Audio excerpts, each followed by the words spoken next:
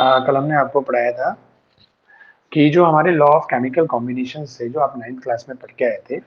ठीक है ना बेटा, कि जब हम two and more than two substance को केमिकल्स को आपस में मिलाते हैं तो मिलने के बाद जो न्यू कंपोजिशन के न्यू सब्सटेंस बनते हैं, ठीक है, जिनको आप प्रोडक्ट कहते हो, तो वो किस तरीके से बनते हैं, उनके बीच के लॉ डिफाइन करे गए थे। ठीक है बेटा, तो हमने कल वो 3 लॉ एक्सप्लेन किए थे जो आप 9th में थे। कौन कौन से थे? लॉ ऑफ कांस्टेंट, सबसे पहला था law of conservation of mass, सबसे फर्स्ट लॉ। ठीक है ना। सेकेंड नंबर पे क्या था हमारे पास? लॉ ऑफ डेफिनेट प्रपोर्शन या कांस्टेंट प्रपोर्शन। और एक था हमारे पास लॉ ऑफ मल्टीपल प्रपोर्शन। ठीक है बेटा, तो इनके एग्जाम्पल्स भी लिए। देखो मैंने वही चीज आपसे कहा था, आज भी मैं मतलब कल अभी आपको पढ़ाने से पहले थोड़ा बुक पढ़ रहा था, तो उसमें भी वही चीजें हैं कि जो मैंने दूसरा एग्जांपल दिया था आपको, N2O, N2O2, N2O3, N2O4, N2O5, तो केवल ऑक्साइड दिखाया और ऑक्साइड में नाइट्रोजन और ऑक्सीजन का रेशियो दिखाया। ठीक है, नहीं क्लियर? और ऐसे H2O में रेशियो दिखाया 1:8।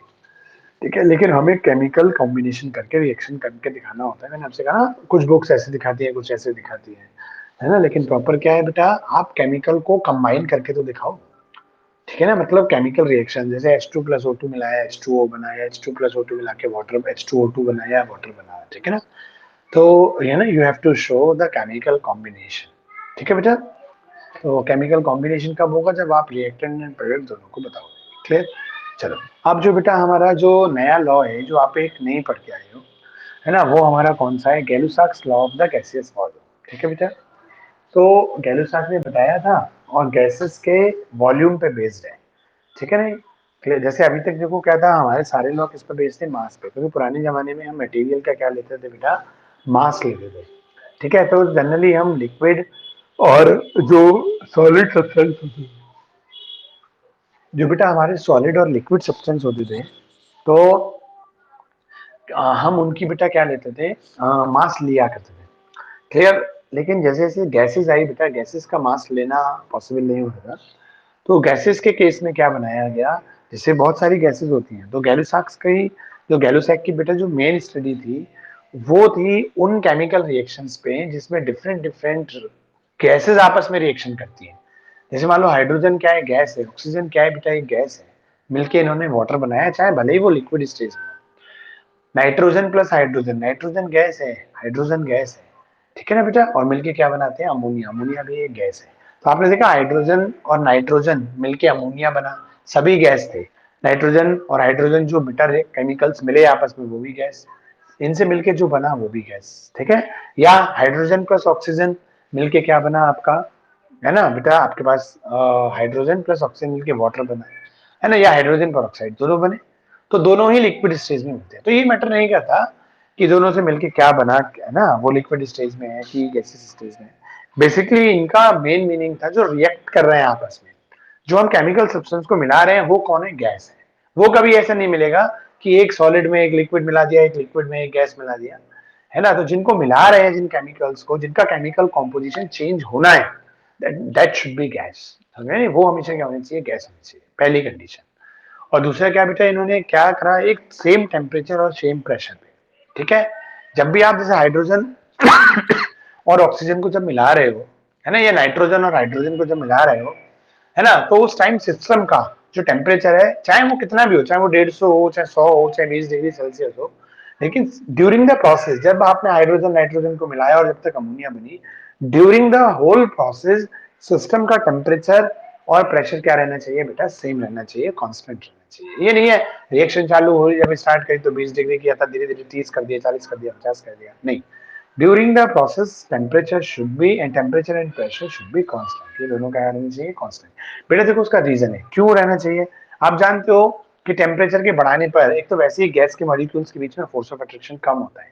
तब आप पार्टिकल्स का टेम्परेचर बढ़ाओगे, गैसेस का टेम्परेचर बढ़ाओगे, तो क्या होगा? पार्टिकल दूर दूर चले जाएंगे, और पार्टिकल जब दूर जाते हैं तो वॉल्यूम एक्सपेंड हो जाएगा बेटा, बढ़ जाएगा। ठीक है, नहीं तो वॉल्यूम, फिर टेम्परेचर की वजह से वॉल्यूम में एक बदलाव आ गया, और ये भी क्या है? गैसियस वॉल्यूम पे तो बेस्ड है बेटा। ऐसे प्रेशर बढ़ाते गए यार, तो प्रेशर बढ़ाओगे तो पार्टिकल पास आएंगे तो वॉल्यूम कम हो जाएगा। तो बेटा टेम्परेचर और प्रेशर वो एक्सटर्नल फैक्टर है जो हमारे बेटा कहते हैं केमिकल देखो केमिकल रिएक्शन के ड्यूरेशन में खुद रिएक्टेंट और प्रोडक्ट बनने में अपने आप ही पार्टिकल्स पास आए या दूर जाए, मतलब उनका वॉल्यूम बढ़े या घटे, हम यहाँ पे ये काउंट कर रहे हैं। लेकिन एक तरफ से तो वो हाइड्रो मतलब नाइट्रोजन और हाइड्रोजन रिएक्शन करके अमोनिया बन रहे हैं, मान लो पार्टिकल पास आ रहे हैं। एक आपने टेम्परेचर बढ़ा दिया, जो पार्टिकल पास आएंगे वो दूर चले जाएंगे, या आपने प्रेशर बढ़ा दिया तो जो पास आ रहे थे इतने प्रेशर बढ़ने से और जल्दी पास आ गए। तो ये दो एक्सटर्नल फैक्टर जो नेचुरल फिनोमिना है उसको इफेक्ट कर रहे हैं, उसके वॉल्यूम को, मतलब जो नेचुरली जो रिएक्टेंट का वॉल्यूम है, रिएक्टेंट से प्रोडक्ट बनते टाइम जो वॉल्यूम है ना, वो हमें वो देखना है प्रोसेस का। क्लियर। और अगर हम ड्यूरिंग, इसीलिए हम ड्यूरिंग द प्रोसेस क्या करते हैं बेटा, है ना, टेम्परेचर, तभी तो इसकी पहली कंडीशन है एट कांस्टेंट टेम्परेचर, ठीक है ना, at constant temperature and pressure. ठीक है। तो अब लॉ क्या है बेटा वो देखो। तो ये भी एक प्रैक्टिकल बेस्ड लॉ है। तो उन्होंने बहुत सारी रिएक्शंस को करा, जैसे फॉर एग्जांपल अभी मैं नाइट्रोजन हाइड्रोजन का एग्जांपल ले रहा था बेटा, तो N2+3H2 है ना, इक्वल टू क्या होता है 2NH3। जैसे उन्होंने बहुत सारे नाइट्रोजन के मॉलिक्यूल लिए, मान लो एक चैम्बर लिया, इसमें बहुत सारे नाइट्रोजन के मान लीजिए मॉलिक्यूल लिए, ठीक है, और इसमें मान लीजिए हाइड्रोजन के भी मॉलिक्यूल्स लिए उन्होंने, मान लीजिए, ठीक है ना बेटा। तो कई सारे हैं, तो कितने नाइट्रोजन ने कितने हाइड्रोजन से रिएक्शन करी, ठीक है। तो और मॉलिक्यूल्स क्या बेसिकली उन्होंने तो वॉल्यूम के बेसिस पे लिया। आप बुक में देखोगे तो डायग्राम देखो ऐसे मिलेगा बेटा, है ना, कि 1 वॉल्यूम ऑफ नाइट्रोजन, है ना, प्लस, है ना, 3 वॉल्यूम ऑफ हाइड्रोजन, ठीक है नहीं, और ये मिलके जो बनी अमोनिया बनी बेटा, है ना, उसमें क्या बने हमारे पास 2 वॉल्यूम ऑफ, है ना, NH3 बने। क्लियर। तो बेसिकली क्या था, बुक्स में इस टाइप से आप देखना, आपको डायग्राम मिलेंगे आपकी बुक्स में। तो उन्होंने क्या पाया, जैसे बहुत सारे, जैसे मान लीजिए 5 लीटर मान लीजिए आपका नाइट्रोजन लिया, और 5 मान लीजिए 5 लीटर ये हाइड्रोजन लिया, दोनों इक्वल वॉल्यूम में लिए, आपस में एक चैम्बर में डाल दिए इनको, आपस में इन्होंने क्या हुआ, नाइट्रोजन मॉलिक्यूल के बॉन्ड टूटे, हाइड्रोजन के टूटे, और N और H मिलकर अमोनिया बना। तो देखा कितना कितना नाइट्रोजन खर्च हुआ, कितना नाइट्रोजन खर्च हुआ, कितना हाइड्रोजन खर्च हुआ, कितना वॉल्यूम, क्योंकि लिया वॉल्यूम में, ठीक है ना बेटा। तब इन्होंने क्या पाया, जो रिएक्टेंट आपस में रिएक्शन करते हैं, जो गैसेस सब्सटेंस है, गैस पहली बात लिक्विड और सॉलिड पे नहीं, जो गैसीय सब्सटेंस है आपस में रिएक्शन करते हैं, तो ये एक होल नंबर रेशो में वॉल्यूम को कंज्यूम करते हैं, और जो बनता है वो भी एक होल नंबर रेशो में होते हैं, एक सिंपल होल नंबर रेशो। ठीक है। तो at constant temperature and pressure when we mix, है ना, two and more than two gases, ठीक है, तो they react with each other in a simple whole number ratio. तो वही जो होल नंबर रेशो है, कि भाई नाइट्रोजन का कितना वॉल्यूम यूज में आया जी, 1 वॉल्यूम यूज में आया, ठीक है नहीं, हाइड्रोजन का, है ना, कितना वॉल्यूम यूज में आया जी, 3 वॉल्यूम यूज में आया, और अमोनिया के जी कितने वॉल्यूम बने प्रोड्यूस हुए जी, 2 वॉल्यूम। आगे पॉइंट समझ में। तो ये जो हमारी चीज होती है बेटा, दैट इज कॉल्ड गैलूसा। तो ये प्रैक्टिकल बेस्ड है, ये ऑब्जर्वेशन पे बेस्ड है बेटा, ठीक है ना बेटा। जैसे मान लीजिए और भी कई जो गैसेस होती हैं, है ना, तो इनमें जो डिफरेंट डिफरेंट गैसेस से मिलके, मतलब सॉरी डिफरेंट डिफरेंट गैसेस जब हम मिलाते हैं, अब जैसे कार्बन है C+O2 है, मैं इसको एग्जाम्पल को इसलिए नहीं ले रहा क्योंकि भाई देखो कार्बन तो सॉलिड स्टेट में होता है, ये गैस तो मिलने वाली, तो कम से कम गैस हो, बने वो बात अलग है। क्लियर। अब जैसे CO2 है, कार्बन मोनो है, वाटर है ना, तो अब जैसे हमारे पास हाइड्रोजन और ऑक्सीजन है, हाँ वो ले सकते हैं हम। तो ये हाइड्रोजन ऑक्सीजन है, तो इन्होंने प्रैक्टिकली क्या पाया बेटा, कि, है ना, 2 volume of hydrogen react with 1 volume, है ना, 2 volume of hydrogen react with 1 volume of oxygen and produced बेटा 2 वॉल्यूम ऑफ, है ना, वाटर। आगे समझ में। तो यहाँ पर तब तो आप समझ में आया। लॉ को मैं दोबारा बता देता हूँ, ध्यान से सुनना, ठीक है, कि एट कांस्टेंट टेम्परेचर और कांस्टेंट प्रेशर पर जब हम डिफरेंट डिफरेंट गैसेस को, है ना, आपस में मिक्स करते हैं, रिएक्ट कराते हैं, तो उन गैसेस जो होती हैं आपस में एक सिंपल होल नंबर रेशो में रिएक्शन करती है, ठीक है, एक सिंपल होल नंबर रेशो में रिएक्शन करती है। तो ये हमारे पास क्या हो जाता है इस तरीके से, ये क्लियर है। आगे पॉइंट समझ में बेटा। तो अब simple whole number ratio of the volume, volume के, जैसे नाइट्रोजन का 1 वॉल्यूम है ना, और उसका 3, है ना, हाइड्रोजन के 3 वॉल्यूम, तो gases react with each other, है ना, in a simple whole number ratio of the volume, ठीक है। तो इस तरीके से बेटा देखो, ये हमारा गैल्साक्स लॉ। तो भाई डिफरेंट डिफरेंट पे करके देखा, प्रैक्टिकली ये पाया, ठीक है। तो आप एक पढ़िएगा ये इसी तरीके पे बेस्ड बेटा, जो हमारा अगला लॉ है, ठीक है, वो क्या है, अगला लॉ हमारा रहता है बेटा एवोगैड्रो लॉ, ठीक है। एवोगैड्रो नंबर आप 9th क्लास में मोल वगैरह में पढ़ के आए हो, ठीक है, नहीं तो वो एवोगैड्रो नंबर तो बाद में आया, ठीक है, पहले क्या था, एक एवोगैड्रो लॉ था। तो जैसे समय आगे बढ़ा, इसी से अपग्रेडेड होके बेटा क्या बन गया, हमारा एवोगैड्रो लॉ बना। कैसे बना, जैसे इन्होंने देखा बेटा हमारे पास जो नाइट्रोजन है ना का वन वॉल्यूम यूज में आ रहा है, तो इसी चीज को बेटा इन्होंने क्या करा, देखो मैं इसी को रफ करके बता देता हूँ, है ना। तो इन्होंने क्या देखा कि भाई वन वॉल्यूम है और इसके थ्री वॉल्यूम है, तो इसमें नंबर ऑफ पार्टिकल कितने हैं, मान लीजिए इसमें एक्स नंबर ऑफ, है ना, एक्स नंबर ऑफ मॉलिक्यूल्स हैं, ठीक है, किसके, ऑफ नाइट्रोजन। ठीक है, तब इन्होंने देखा जी इसमें कितने हैं, तो इसमें बेटा इसके थ्री टाइम्स मिले, three x number of molecules of hydrogen. और यहाँ पे जो अमोनिया के बने वो टू एक्स थे, है ना, number of molecules of ammonia. भाई समय आगे बढ़ा, चीजें पता चली कि भाई हाइड्रोजन गैस किससे मिलके बनी हुई है ना, ऑक्सीजन गैस कैसे मिलके बनी है। तो हाइड्रोजन हाइड्रोजन एटम मिलके हाइड्रोजन गैस बनाते हैं, ऑक्सीजन और ऑक्सीजन कंबाइन होकर क्या बनाते हैं, ऑक्सीजन। जब दोनों को मिलाते हैं तो क्या होता है, हाइड्रोजन जो मॉलिक्यूल होता है वो टूट के एक हाइड्रोजन एटम अलग दूसरा अलग, ऐसे ऑक्सीजन मॉलिक्यूल टूट के क्या होता है, ऑक्सीजन अलग ऑक्सीजन, और हाइड्रो ऑक्सीजन पे दो हाइड्रोजन जुड़ जाते हैं। तो जब समय आगे बढ़ा, समय के साथ साथ साइंस में डेवलपमेंट हुआ, पता चला एटम मॉलिक्यूल के बारे में बेटा, है कि कैसे बनते हैं, कैसे जब हम दो सब्सटेंस को मिलाते हैं उनके कंपोजिशन में किस तरीके से चेंजेस आता है, ठीक है ना, कि मॉली ये तो ये सब चीजें समय के रहता, ये अब तुरंत थोड़ी है। तभी तो बेटा एक लॉ के बाद दूसरा लॉ, दूसरे लॉ के बाद तीसरा लॉ, है ना, तो इनमें अलग अलग डिफरेंट डिफरेंट टाइम पर बेटा ये होते हैं। जैसे समय आगे बढ़ा, साइंस की डिस्कवरीज बढ़ी, साइंस का डेवलपमेंट हुआ, तब पता चला जो डिफरेंट डिफरेंट सब्सटेंस होते हैं, मटेरियल होते हैं, केमिकल्स होते हैं, वो एटम एटम मिलके मॉलिक्यूलर फॉर्म में होते हैं, आयनिक फॉर्म में होते हैं, कभी कभी एटम्स की फॉर्म में होते हैं। जैसे कॉपर का शीट है ना, कॉपर का वायर है, उसमें सारे सारे एटम किसके हैं, कॉपर के ही हैं बेटा। तो जो मटेरियल होते हैं या तो एटम एटम से मिलकर बने होते हैं, या एटम एटम मिलकर मॉलिक्यूल बना लेते हैं, या आयन से मिलकर बने होते हैं। समय के साथ ये बातें पता चली, ठीक है। तो इन्होंने सोचेगा कॉम्पोजिशन कैसी चेंज हो जाती है, हम दो और दो से ज्यादा सब्सटेंस को मिलाते हैं। तो इन्होंने देखा कि जो नाइट्रोजन है ना, वो मान लीजिए इस तरीके से, जैसे क्या है, मॉलिक्यूलर फॉर्म में है। तो पहले क्या होता है, और ये हाइड्रोजन भी क्या है, इस तरीके से मॉलिक्यूलर फॉर्म में है। पहले ये अलग हो जाता है, ये नाइट्रोजन अलग है ना, ये नाइट्रोजन अलग, मैं नाइट्रोजन के बड़े ये बना देता हूँ ना, हाइड्रोजन के थोड़ा छोटे से बनाता हूँ, समझ पाओ, हाइड्रोजन के भी अलग अलग हो गए इस टाइप से बेटा। तो इन्होंने देखा एक नाइट्रोजन पे जी एक हाइड्रोजन है, तीन हाइड्रोजन आके अटैच हो गए, ठीक है ना बेटा। ऐसे ही इस पे भी ये क्या हुए, ये तीन हो गई। तब इस तरीके से देखो वो ये भी रिलेट कर गए कि भाई देखो वन टू, भाई हाइड्रोजन जो मॉलिक्यूल होता है that having two atom in a molecule, तो एक मॉलिक्यूल यहाँ रहा, एक ये रहा और एक ये रहा, तो टोटल थ्री मॉलिक्यूल यूज में आ रहे हैं। और नाइट्रोजन का एक ही मॉलिक्यूल दो अलग अलग एटम में, तो बेटा वो एक ही मॉलिक्यूल से दो एटम मिले। तो इस तरीके से ये लॉ और ये लॉ रिलेट हो गए। हाँ जी, अच्छा, इसलिए तीन गुना वॉल्यूम यूज हुआ हाइड्रोजन का। समझ में आ गया नहीं भाई, जब एक नाइट्रोजन एटम पे तीन हाइड्रोजन आ रहे हैं, तो नाइट्रोजन से जो रेशियो है वो किसका होगा, वही नाइट्रोजन एटम का एक अपना वॉल्यूम होगा, हाइड्रोजन का अपना वॉल्यूम होगा। तो नाइट्रोजन से तीन गुना वॉल्यूम किसका हो गया जी, हाइड्रोजन एटम का हो गया, ठीक है ना। एटम का साइज वैसे क्या, अब आप सोचो नाइट्रोजन अलग है, हाइड्रोजन अलग है, साइज में डिफरेंस होते हैं बट बहुत माइन्यूट से होते हैं बेटा। एटम का साइज होते ही कितना है सोचो, किसी भी एटम का जो जनरल रेडियस है आप देखो क्या, 10⁻⁻11 -13 सेंटीमीटर मीटर है इनकी रेडियस। तो ये -11 सोच लो कितना छोटा साइज होता है एटम का। तो डिफरेंस होता है बहुत माइन्यूट सा, बेसिक सा, ठीक है। तो जब बेटा एटॉमिक रेडियस अप्रोक्सीमेटली सिमिलर है तो उनका साइज और वॉल्यूम भी सिमिलर सा होगा, ठीक है। तो वही सब चीजें, तो इसलिए एक नाइट्रोजन पे तीन हाइड्रोजन, एक नाइट्रोजन पे। तो अब पहले जब गैलुसाक लॉ था तो रीजन नहीं पता था, वो बस प्रैक्टिकली ऑब्जर्व किया कि जी कितना वॉल्यूम यूज में आया नाइट्रोजन का, जी हाइड्रोजन का कितना आया, जी तीन गुना आया, ठीक है नहीं। तो वो वॉल्यूम के बेसिस पे था, वो प्रैक्टिकल बेस था। अब उसका रीजन जो है वो एवोगैड्रो में आ गया बेटा, कि भाई क्यों तीन गुना वॉल्यूम यूज हुआ, ठीक है। तो साइंटिस्ट लोगों ने, याद करो यही पढ़ाया जाता है कि रिएक्शंस कैसे होती हैं, तभी तो बेटा मास हटके वॉल्यूम हटके जो मॉडर्न कॉन्सेप्ट है, मोल कॉन्सेप्ट जिसको बोलते हैं, वो मोल क्या है, नंबर ऑफ पार्टिकल्स पे है ना, कि कोई भी सब्सटेंस होता है वो नंबर ऑफ पार्टिकल मतलब छोटी छोटी यूनिट्स एटम से मिलकर बना होता है। तो वो एटम पे बेस्ड हो गया, पार्टिकल पे बेस्ड हो गया, तभी तो मास और वॉल्यूम धीरे धीरे कम होते हैं, ठीक है ना बेटा।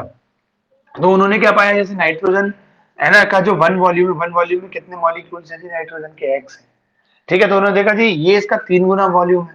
तो उन्होंने देखा जी हाइड्रोजन के जो पार्टिकल्स हैं, जो मॉलिक्यूल्स हैं, वो भी इसके क्या है, तीन गुने हैं। अमोनिया में क्या है, वो टू वॉल्यूम बन रहा है, तो वो कितने थे, नाइट्रोजन के जो मॉलिक्यूल्स है बेटा उसके डबल ही थे। पॉइंट आ गया समझ में। तो कहने का मतलब यहाँ से क्लियर भी हो गया कि वन वॉल्यूम में जो मॉलिक्यूल है वो थ्री वॉल्यूम में उसके तीन गुने हो गए, और टू वॉल्यूम में वो उसके टू टाइम्स है, है ना। तो अगर यहाँ से बेटा अगर सोचो मैं एक कंक्लूजन निकालूं, अगर मैं इसका भी वन वॉल्यूम लूं, इसका भी वन वॉल्यूम लूं, जब एक वॉल्यूम और थ्री वॉल्यूम है तो ये पार्टिकल में मॉलिक्यूल भी तीन गुने हो रहे हैं। लेकिन अगर सोचो मेरे पास रेशो ये है ना, हाइड्रोजन प्लस ऑक्सीजन, इसका भी वन वॉल्यूम है और इसका भी वन वॉल्यूम है, जो H2O2 बनता है बेटा, ठीक है। तो इनमें बताओ इसमें जो एक्स मॉलिक्यूल्स होंगे, ठीक है, तो यहां भी तो एक्स ही होंगे। फिर इसी पे बेस्ड क्या बन गया, लॉ बन गया। और वो लॉ क्या है, देखो एवोगैड्रो लॉ क्या है, और जैसे ये कांस्टेंट टेम्परेचर और प्रेशर पे होता है, ऐसे एवोगैड्रो लॉ की भी फर्स्ट मैंडेटरी कंडीशन है बेटा, eight constant temperature and constant pressure. ठीक है बेटा। इक्वल वॉल्यूम, इक्वल वॉल्यूम, तो ये देखो वन वॉल्यूम, ये one volume of different different gases. अब जैसे हाइड्रोजन गैस अलग है, ऑक्सीजन गैस अलग है, having the equal number of molecules या पार्टिकल्स। ठीक है बेटा। दोबारा बताता हूं लॉ, एवोगैड्रो लॉ क्या है कि eight constant temperature and constant pressure, equal volume of different different gases. पहला पॉइंट अगर हम इसे टुकड़े में समझाएं, इक्वल वॉल्यूम, दूसरा point of different different gases, और तीसरा point having the same number of molecules. ठीक है, तो that is the Avogadro law.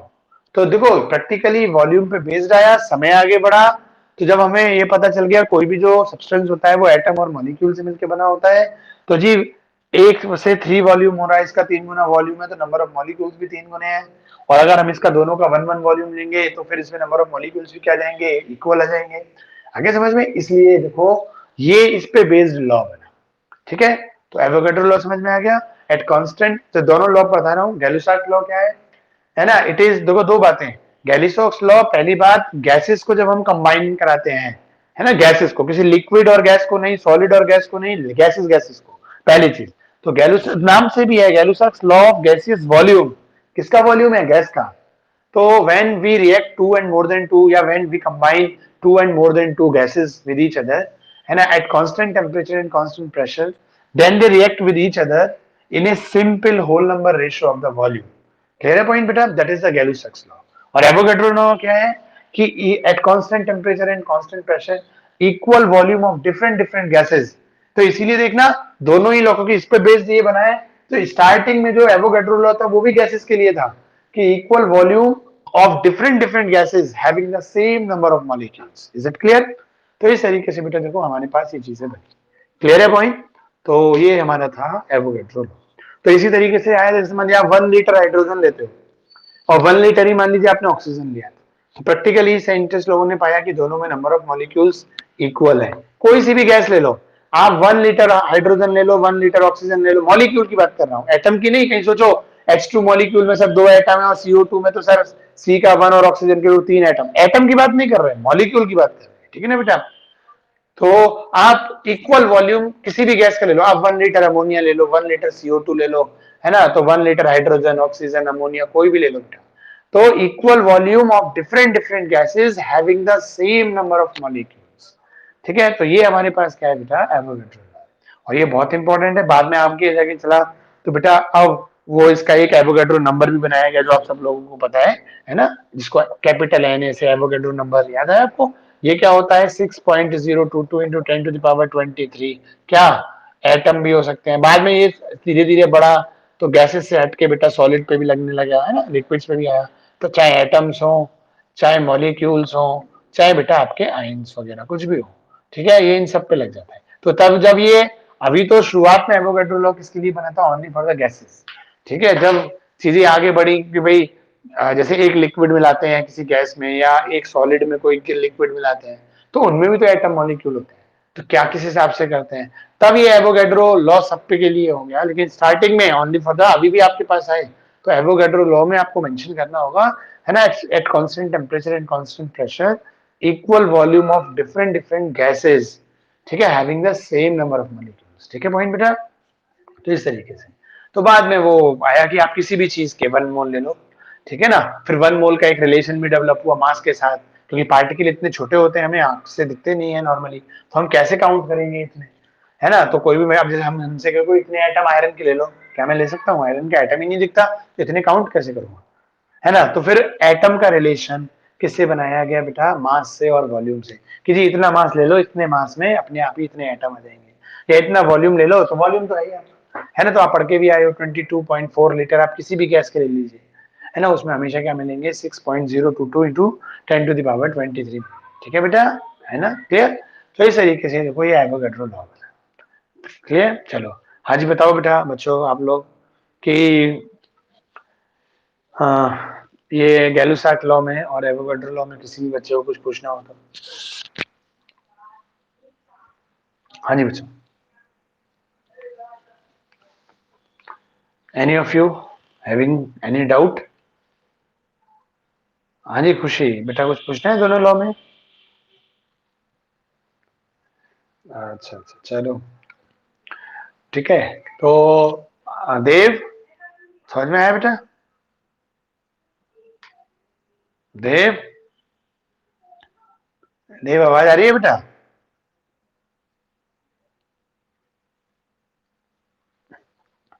चलो तो अब देखो बेटा हमारे पास एक जो थर्ड लॉ है, मतलब एक लॉ और भी है ना, रेसिप्रोकल लॉ बोलते हैं उसको, law of reciprocal of mass करके ही है। तो बेसिकली एनसीईआरटी में रेसिप्रोकल वाला लॉ नहीं है, इसीलिए मैंने उसको सबसे लास्ट में लिया। ठीक है।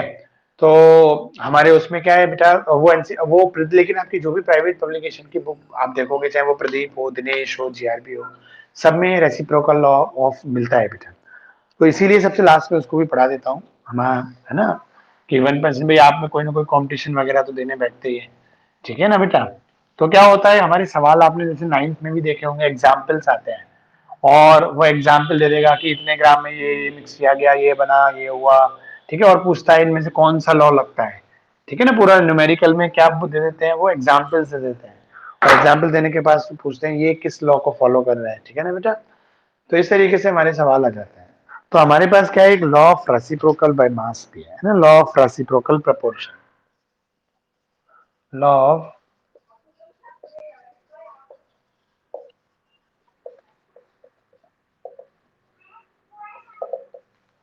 है ना, रेसिप्रोकल, है ना, प्रपोर्शन। ठीक है बेटा। तो ये हमारे पास अब ये क्या होता है बेटा, तो देखो इसका एक ये थोड़ा सा और उन लॉ से थोड़ा सा डिफरेंट है। तो आप थोड़ा बेटा ध्यान से इसको जरा देखना। इसमें देखो बेटा क्या होता है, हम 3 एटम्स लेते हैं, मतलब 3 एलिमेंट्स लेते हैं। जैसे मान लीजिए हमने हाइड्रोजन, कार्बन और ऑक्सीजन लिया, क्लियर। और है ना, इनको तीनों के बीच में रिलेशन बनाते हैं।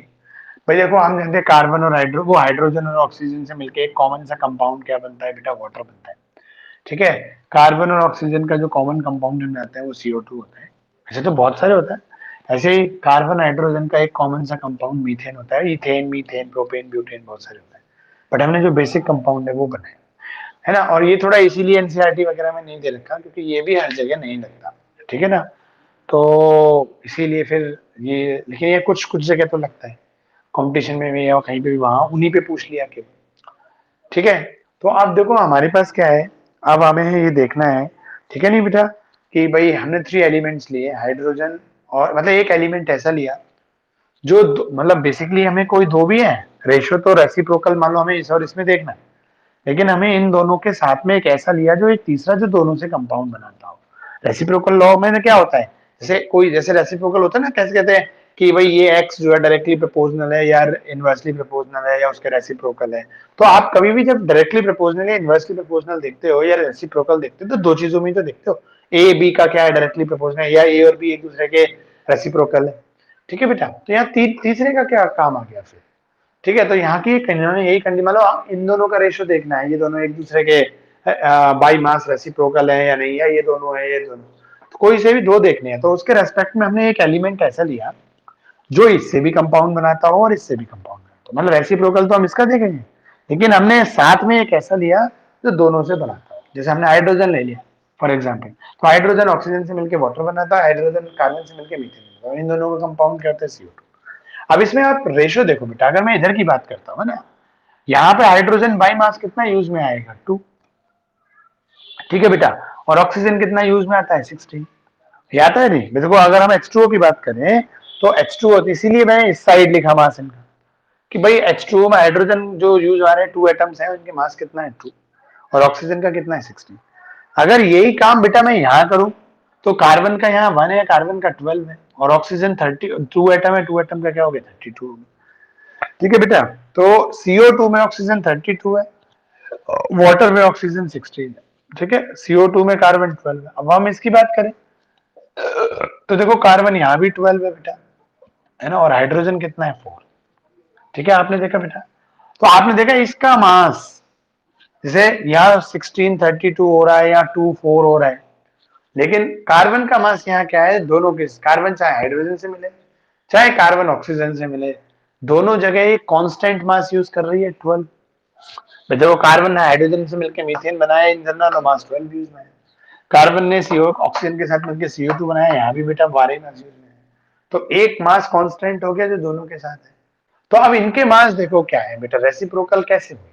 अब आप देखो बेटा, यहाँ 2 और 4 एक दूसरे के क्या है, जैसे मैं 4 को बोलूं 4 और 2 क्या इक्वल है एक दूसरे के, नहीं है ना। हाँ, क्या हो सकता है कि मैं दो तरीके से बना सकता हूं कंडीशन बेटा, है ना, कि मैं एक तो ये बना सकता हूं कि 4 और मुझे 2 इक्वल करने हैं, तो मैं 4 को 2 से डिवाइड कर दूं, वो है ना, तो हमारे क्या हो जाएगा, ये किसके इक्वल हो जाएगा, 2 के इक्वल हो जाएगा। ठीक है, और या एक दूसरी कंडीशन क्या है, मैं 4 को ऐसे ही रहने दूं और इसको 2 से मल्टीप्लाई कर दूं। तो अगर मुझे इन दोनों को इक्वल करना है, अभी तो इक्वल नहीं है ना, जैसे ये दोनों बराबर यूज में है, इसके साथ 4 मास यूज में आ रहा है और ऑक्सीजन के साथ 2 यूज में आ रहा है, तो ये 2 और 4 एक दूसरे के क्या है ना, हमें अगर ये देखना है जो रेशो है एक्चुअली, है ना। तो देखो 4 को मुझे अगर इन दोनों को इक्वल करना है तो मैं क्या करूंगा, 4 को या तो 1/2 से डिवाइड करूं, तो वो क्या बन जाएगा 2 इक्वल टू 2। या दूसरी कंडीशन क्या है, मैं 4 को वैसे रहने देता हूं, मैंने 2 को 2 से मल्टीप्लाई, तो ये 2 इधर क्या करा हमने देखो 1/2, और इधर से क्या करा हमने 2। तो इनको इक्वल करने के लिए जो हम फैक्टर्स लगा रहे हैं वो देख रहे हो, 2 और 1/2 एक दूसरे के क्या हो गए, रेसिप्रोकल हो गए। ठीक है, ऐसी सेम कंडीशन देखो अगर ऑक्सीजन के साथ देखो, तो एक तरफ तो वो इसके साथ जब यूज हो रहा है ऑक्सीजन तो 16 मास यूज कर रहा है, और इसके साथ जो यूज हो रहा है कार्बन के साथ वो 32 कर रहा है। तो कैसे होगा, आप 16 को या तो मैं 2 से मल्टीप्लाई कर दूं तो 32 बन गया, एक कंडीशन तो ये होगी। या दूसरी कंडीशन क्या है कि बेटा मैं 32 को 1/2 से डिवाइड कर दूं, ठीक है ना बेटा, तो भी क्या आ जाएगा, वो 16 आ जाएगा। तो या तो आपने 16 को 2 से मल्टीप्लाई किया, या 32 को क्या करा 1/2 से मल्टीप्लाई, मतलब 32 को 2 से डिवाइड किया, तो ये 2 और 1/2 एक दूसरे के क्या होंगे, तो इसका मतलब ये दोनों वैल्यू एक दूसरे के इक्वल तो है नहीं। आप कह सकते हैं ये 16 32 की आधी है, या कह सकते हो 32 16 का डबल है। पॉइंट, जैसे मैथमेटिक्स में नहीं होता था कि x की वैल्यू y के 10 गुना ज्यादा है, या 2 यूनिट एक्स्ट्रा है, याद आ गया, 2 टाइम्स है या 1/2 है, ये मैथमेटिक्स में बहुत सवाल आते थे ऐसे। तब हम उनको जैसे बोला वो x की वैल्यू डबल है, तो हम क्या करते थे, y को डबल कर देते या x को हाफ कर देते थे बराबर करने के लिए। आगे समझ में, मैथमेटिक्स में ऐसे सवाल 9 10 में आपने फैक्टराइजेशन या कहीं पे देखे होंगे, मैंने भी करे हैं, आप भी समझ गए होंगे। ठीक है, तो 16 और 32 क्या है, तो 16 है ना, 32 का क्या है, हाफ है, या हम कह सकते हैं कि 32 16 का क्या है, डबल है। तो ये हाफ और डबल एक दूसरे के क्या हो गए, रेसिप्रोकल हो गए। आगे पॉइंट समझ में, ऐसे यहाँ 4 क्या है 2 का डबल है, या 2 क्या है 4 का हाफ है, तो इन्हें बराबर करने के लिए जो फैक्टर है वो फैक्टर क्या है 2 1/2, तो ये एक दूसरे के रेसिप्रोकल हुए कि नहीं हुए। आगे समझ में, तो इस तरीके से बेटा देखो एक ये लॉ है, आप अपने पढ़ के देखना, है ना। तो ये थोड़ा सा आप पढ़ोगे तभी ये चीजें आएंगी आपको, क्लियर है पॉइंट। सो ये लॉ देखो एनसीईआरटी में नहीं दे रखा है, इसलिए मैं जनरली कराता नहीं हूँ, है ना, बट मैंने सोचा अभी आप घर पे पढ़ रहे हो तो बच्चों पे डिफरेंट डिफरेंट बुक्स होंगी, ठीक है, तो आप डिफरेंट डिफरेंट बुक से पढ़ोगे तो फिर आपको क्या होगा कि भाई किसी ना किसी को डाउट आएगा, सर ने पढ़ाया नहीं, इसलिए मैंने ये भी पढ़ा दिया, ठीक है ना, लेकिन ये एनसीईआरटी में दे नहीं रखा है। ठीक है बेटा, चलो, तो इस तरीके से देखो हमारी ये चीज, तो आप में से अब तीनों बच्चों, ये लास्ट वाला 2 लो में तो किसी बच्चे ने कुछ पूछा नहीं था, इसमें कुछ पूछना हो तो मुझे बताओ डाउट बेटा, किसी भी बच्चे को। और देखो वो शुरुआत में चीज ऐसी थी ना, एक एलिमेंट हम ऐसा लेते हैं जिसका मास दोनों के लिए कांस्टेंट यूज है, कार्बन इसके साथ भी अपना 12 मास यूज कर रहा है, कार्बन इसके साथ भी 12 यूज कर रहा है, तो मैंने आपसे कहा ना कि, और फिर हमने रेसिप्रोकल लॉ इन दोनों पर लगाई, आगे भाई, क्योंकि देखो लग भी रहा है कि भाई कार्बन का मास इसके साथ तो बराबर है, एक ऐसा है मैंने बोला ना कि दो एलिमेंट जिनमें हमें रेसिप्रोकल चेक करना है तो उसके रेस्पेक्ट में हम एक एलिमेंट ऐसा लेते हैं जो इन दोनों के साथ, है ना, कांस्टेंट मास यूज करे, क्लियर, कॉमन मास यूज करे, तो देखो वो इसके साथ दोनों के साथ कॉमन मास यूज कर रहा है, क्लियर है पॉइंट। तो इनका मास जो आपस में है कि हाइड्रोजन जो इसके साथ करे, हाइड्रोजन जो इसके साथ करे, वो एक दूसरे का क्या मिलेगा, रेसिप्रोकल 3 टाइम्स मिलेगा। तो दूसरा क्या मिलेगा, 1/3। जैसे मान लो मिल जाता 2 और 6 मिल जाता, तो 2 और 6 एक दूसरे के क्या है भाई, मैं कह सकता हूँ 6 2 का 3 टाइम्स है, या कह सकता हूँ 6 ओ सॉरी 6 जो है वो 2 का 3 टाइम्स है, या कह सकता हूँ 2 6 का क्या है जी, 1/3 है। समझ में आया नहीं? तो इस तरीके से तो आपका दोनों एलिमेंट का जो रेशियो आपस में आप देखोगे, ये एक रेसिप्रोकल तरीके में मिलेगा, वे में मिलेगा। ठीक है बेटा? हाँ जी बताओ, इस लॉ में अगर किसी बच्चे को कुछ पूछना हो तो। हाँ जी बच्चों बताओ, रितिका कुछ पूछना है? रितिका, आवाज आ रही है बेटे मेरी? हाँ जी आदित्य, हाँ पूछना है रेसिप्रोकल में या इन दोनों तीनों लॉ में? तो ठीक है बेटा, तो देखो अब हमारे पास टोटल जो लॉ ऑफ केमिकल कॉम्बिनेशंस में टोटल लॉ कितने हो गए, 6। ठीक है, 3 लॉ वो है जो आप 9th में पढ़ के आए हो, है ना, और ये 3 लॉ आप 9th में नहीं पढ़े होते। एवोगैड्रो लॉ के बारे में थोड़ा बहुत पढ़े होते हो, एक्चुअली आप एवोगैड्रो लॉ के बारे में नहीं पढ़े हो 9th में, आप एवोगैड्रो नंबर के बारे में पढ़े हो। आप ये पढ़ के आए हो कोई भी चाहे सॉलिड सब्सटेंस हो, लिक्विड हो या गैस हो, है ना, उनके 6.0 किसी की भी चीज के आप 6.022 इंटू 10⁻23 एटम्स या मॉलिक्यूल्स या आइंस ले लो, है ना, वो एवोगैड्रो नंबर कहलाता है। कहता क्या, आप ये पढ़ के आए हो, आप ये थोड़ी पढ़े हो जहां तक मुझे ध्यान है 9th क्लास में कि equal volume of different different gases having the same number of molecules. ठीक है ना, तो ये लॉ शायद नहीं रहता है, एवोगैड्रो नंबर के बारे में, मोल कॉन्सेप्ट के बारे में पढ़ाया गया है। मोल कॉन्सेप्ट आपके 9th में है। ठीक है ना, तो मोल कॉन्सेप्ट अलग चीज है, एक एवोगैड्रो नंबर अलग चीज है। ठीक है ना बेटा, वो सॉरी, एवोगैड्रो नंबर और मोल कॉन्सेप्ट तो एक दूसरे से रिलेट है, एवोगैड्रो लॉ अलग चीज। ठीक है ना, चलो, आज थोड़ा बेटा मेरी भी तबीयत थोड़ी सी गड़बड़ हो रही है, आज थोड़ा इतने ही लेंगे, वैसे टाइम में अभी 2 5 मिनट बचे हैं वैसे आपके। ठीक है ना, तो अभी मेरी तरफ से तो इतनी ही चीज है, बाकी आप बता दो, आपको कल में आज वाले में कुछ पूछना हो तो बताओ। पुरानी आपकी प्रॉब्लम्स जो है बेटा वो अभी थोड़ा मैं कल देख नहीं पाया, कोई कल से मेरी भी तबीयत थोड़ी सी गड़बड़ हो रही है। ठीक है ना, तो थोड़ा रेस्ट ज्यादा करनी, दवाई लेके मैं भी सो जाता हूँ थोड़ा।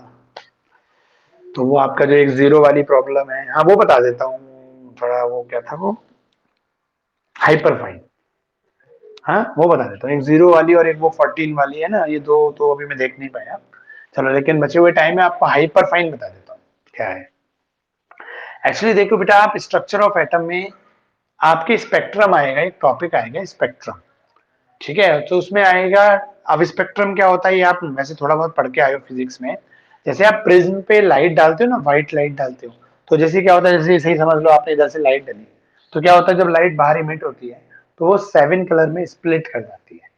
ठीक है ना, तो लाइट का 7 कलर्स में स्प्लिट हो जाना, ठीक है, वो हमारा क्या कहलाता है बेटा, स्पेक्ट्रम फॉर्मेशन कहलाता है।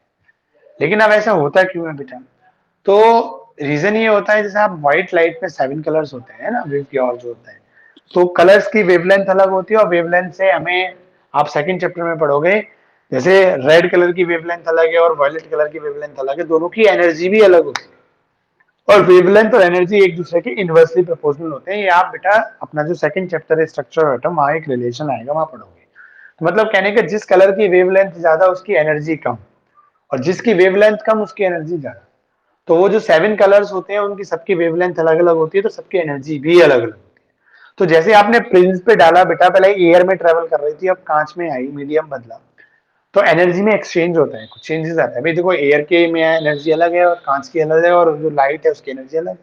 तो जब जैसे आप पढ़ के आए हो ना, लाइट की रे एक रेयर मीडियम से डेंस मीडियम में जब वो करती है तो वो नॉर्मल की तरफ है, नॉर्मल से दूर, याद है आपको, ये आपके फिजिक्स में आप पढ़ के आए हो। तो सोचो जब एक मीडियम से दूसरे मीडियम में लाइट रे ट्रेवल करती है, तो उसका जो पाथ ऑफ प्रोपोगेशन है उसमें चेंजेस आते हैं, है ना। तो सेम इसी तरीके से क्या होता है, इनकी एनर्जी में चेंजेस आने की वजह से वो कलर भी अलग अलग हो जाते हैं, इसको बोलते हैं स्प्लिटिंग ऑफ द लाइट या स्पेक्ट्रम फॉर्मेशन। तो ये बेसिकली एनर्जी के वेरिएशन पे बेस्ड होते हैं। तो वहां भी आप क्या पढ़ोगे, देखो आप सेकंड चैप्टर में या जिस बुक हो तो आप देखना, आपको वहां पे एक इमिशन स्पेक्ट्रम ऑफ हाइड्रोजन एक टॉपिक होगा, वहां देखना इस तरीके से एक आपको लाइन डायग्राम मिलेगा।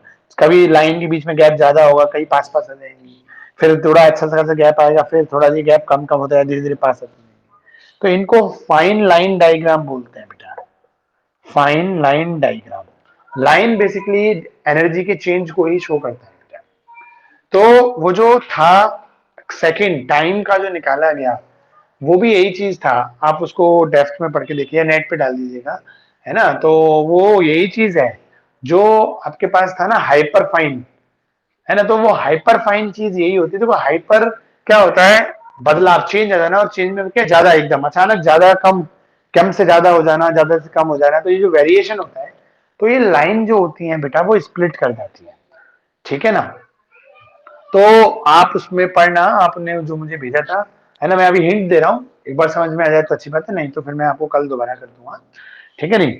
तो वो टाइम जो सेकंड है, जो टाइम है, जो वेरिएशन निकाला गया, जो टाइम क्या होता है, टाइम एक साइकिल ही तो होती है बेसिकली, है ना। एक जैसे कोई चीज स्टार्ट हुआ, घूम के अपने पास आना, है ना, समय, तो वो समय जो बना, तो वो हाइपर फाइन लाइन जो थी बेटा, जो एक एनर्जी थी, एक एनर्जी से दूसरी एनर्जी का वेरिएशन आया, चेंज आया, ठीक है। तो एनर्जी का जो चेंज होता है, उसका कितनेवा पार्ट, वो उसमें लिख रहा होगा 9, वो जो आपने मुझे भेजा था, एक बड़ा सा नंबर है, ठीक है। तो एक लाइन और दूसरी लाइन, मतलब एक एनर्जी और दूसरी एनर्जी, मतलब एक एनर्जी से जो बदलाव होकर दूसरी एनर्जी आई, तो जो हाइपरफाइन का जो ग्राउंड लेवल होता है, और एक इसको बेटा आप जो हम पढ़ाएंगे आपको सेकंड चैप्टर में, तो जो जब लो एनर्जी का जो लेवल होता है, उसको ग्राउंड स्टेट बोलते हैं, और जो हाई एनर्जी वाला होता है, उसको एक्साइटेड स्टेट बोलते हैं, है ना। तो इनके बीच में लाइंस बनती है बेटा, है ना।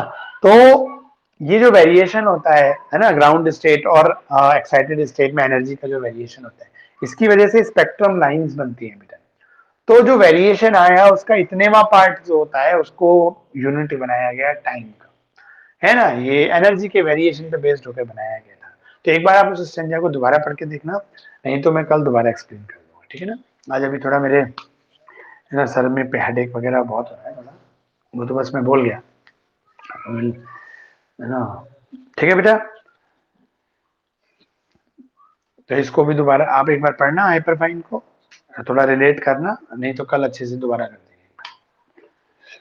क्योंकि हमारे जो ये टॉपिक था लॉ ऑफ केमिकल कॉम्बिनेशंस, तो लॉ तो हमारे सारे हो गए पूरे, ठीक है ना बेटा। फिर अब वही आएंगे, अब अगला जो टॉपिक है हमारा 7th सेक्शन आएगा, 6 सेक्शन पूरा हो गया। अब आएगा एटॉमिक थ्योरी, जो डाल्टन एटॉमिक थ्योरी वगैरह है, ये चीजें चालू होंगी। तो उस सेक्शन को पढ़ाने से पहले कल वो आपके पहले तीनों प्रॉब्लम ले लेंगे, ठीक है बेटा, ठीक है। तो आप बेटा जिसको कोई प्रॉब्लम ना हो वो क्विट करता जाए, बाकी किसी को कुछ पूछना हो तो वो मुझसे पूछ सकते हैं,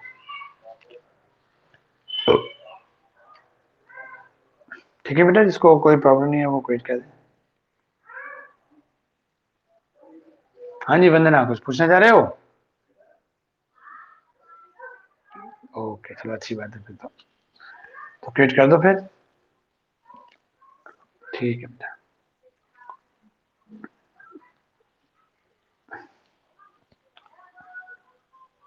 हाँ बोलो बेटा। हाँ बेटा बताया था।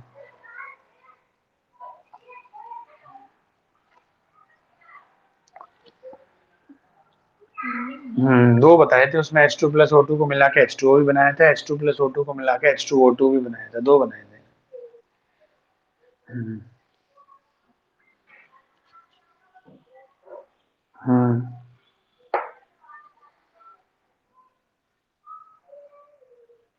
हाँ तो वही वाली बात है ना बेटा, उन्होंने मिनिमम रेशियो कर दिया ना। जैसे हमने क्या लिया था, 2H2 + O2, ठीक है। तो वहां पे 4 ग्राम ऑफ हाइड्रोजन और 32 ग्राम ऑफ ऑक्सीजन आ रहा है। इसका जब मिनिमम रेशियो निकालोगे, तो 4 और 32 में कॉमन जो मिनिमम रेशियो निकाल के लिखना पड़ता है। तो मैंने कल ये बताया तो आपको, कि मैंने कहा हम देखो पहले 4 लेते हैं इन जनरल, देखो जो रिएक्शन के अकॉर्डिंग क्या बनेगा, 2H2 + O2 है, 2H2 का मास कितना आया, 4 आया, और 1O2 का मास कितना है, 32। तो 4 और 32 इसको मिनिमम रेशियो निकालोगे तो क्या बनेगा, 1:8 बनेगा, ठीक है ना। अब उन्होंने क्या करा है, वो बीच वाली चीज बता दी। जैसे यहाँ पे हमारे पास 2H2 है और O2 है बेटा, हमने 4 और क्या करा, 632 किया। अब उन्होंने क्या करा, पहले ये जो दो और मॉलिक्यूल है ना, इसको इन्होंने एक मॉलिक्यूल को लिया, जैसे हाइड्रोजन। मैं वही तो कह रहा हूँ, वो चीज जो H2O वाली चीज होती है, जैसे इस तरीके से उन्होंने इसी तरीके से बताया कि इसमें हाइड्रोजन कितना है जी, 2 एटम तो 2 ग्राम हो गया, जी एक एटम है तो 16:2:16 का रेशो हो गया, फिर इसको मिनिमम कर दिया होगा 1:8 कर दिया होगा। ठीक है ना, है प्रीति, यही हो रहा होगा।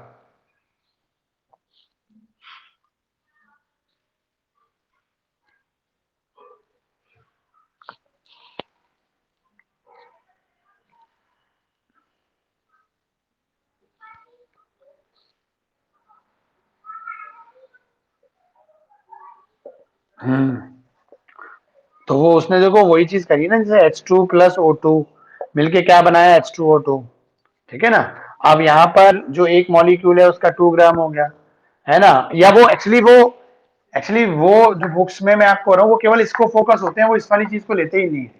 वो देखो अब ये लेते हैं जैसे H2O2 है, ठीक है, तो H2O2 में 2 हाइड्रोजन का मास कितना है जी, 2 ग्राम। ठीक है ना बेटा। और 2 ऑक्सीजन का कितना हो गया, 32 ग्राम। तो उसने केवल ये शो करा होगा 2 और 32 ग्राम, है बेटा।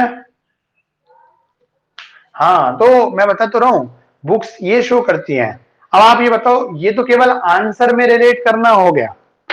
ये भाई H2O2 जो है, H2O2 में हाइड्रोजन कितना है जी, 2 है, और ऑक्सीजन कितना है जी, 32 है। यहाँ जी वाटर में क्या है जी, हाइड्रोजन कितना है, 2, और ऑक्सीजन कितना है जी, 16। ये तो आप केवल रिजल्ट में बता रहे हो, लेकिन आपने कॉम्बिनेशन करके कहाँ दिखाया। ये तो कॉम्बिनेशन करने के बाद बना ना। और हमारे वो क्या कहते हैं, लॉ क्या कहते हैं, याद करो, law of chemical combination. Chemical combination में चेंजेस कैसे आया, उस पर बेस्ड लॉ है। पॉइंट मेरा समझ रहे हो। तो मैंने बता रहा हूं, मैंने भी अभी वो पढ़ा था। तुम इसकी बात कर रहे हो, मैं वो वाली बात कर रहा था, मल्टीपल रेशो में प्रदीप की बुक में वो दे रखा है, N2O, N2O3, N2O4, N2O5। उसने पूरी टेबल बना रखी है, उसने केवल इसी तरीके से केवल नाइट्रोजन का और ऑक्सीजन के मास का कंपैरिजन करा है, जैसे एनसीईआरटी में ये वाला करा हुआ है। ठीक है ना। लेकिन हमें तो पूरा यहां से यहां दिखाओ ना, कि शुरू में भाई इतना लिया था, इतना लिया तो इतना बना, इतना लिया तो इतना बना, तो रेशो तो बराबर ही आ जाएगा निकल के, आंसर तो सेम ही आएगा। ठीक है ना बेटा। लेकिन वो केवल इस पे बेस्ड है, फाइनल आंसर पे बेस्ड है इस पे केवल। ठीक है ना। हो, ठीक है जतिन बेटा, अगर कोई प्रॉब्लम नहीं है तो क्विट कर दो।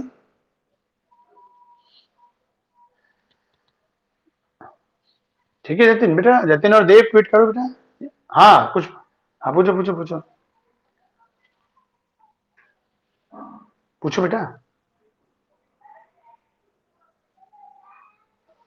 एटम और मॉलिक्यूल का, देखो जो सिंगल यूनिट होती है, हाँ तो जो बेटा देखो, जो सिंगल यूनिट होती है कोई सी भी, जो ऐसे कोई एलिमेंट है, ठीक है ना बेटा, और वो उसकी जो छोटी से छोटी यूनिट होती है, एक सिंगल अकेली, चाहे आप इसको ले लो, चाहे आप इसको ले लो, चाहे इसको ले लो, इसको ले लो, किसी की हो, तो किसी भी एलिमेंट की जो छोटी से छोटी यूनिट होती है, पार्टिकल होता है, smallest particle, that is called atom. ठीक है। और जब ये एक एटम और इसी का दूसरा एटम या किसी और का, मान लीजिए या तो इसने आपस में, या एक एटम इसका ले लो जी और एक एटम बेटा इसका ले लो, एक एटम मान लो आपने इसका लिया और एक एटम इसका लिया, और ये दोनों आपस में बेटा शेयरिंग करके इलेक्ट्रॉनों की, या लॉस गेन करके, ये आपस में जुड़ गए, जैसे H+H था और ये दोनों मिलकर H2 बना लिया, तो एक इलेक्ट्रॉन इसका आया, एक इलेक्ट्रॉन बेटा इसका आया, इन्होंने आपस में शेयरिंग करके जुड़ गए आपस में। यहाँ आपस में ये शेयरिंग करके जुड़े हुए नहीं है, ये बस इनकी सरफेस सरफेस एक दूसरे के वीक वंडरवॉल फोर्स होता है, उससे अटैच होती है बेटा। यहाँ इन एटम्स के बीच में कोई ना इलेक्ट्रॉनों का लॉस गेन है ना शेयर है।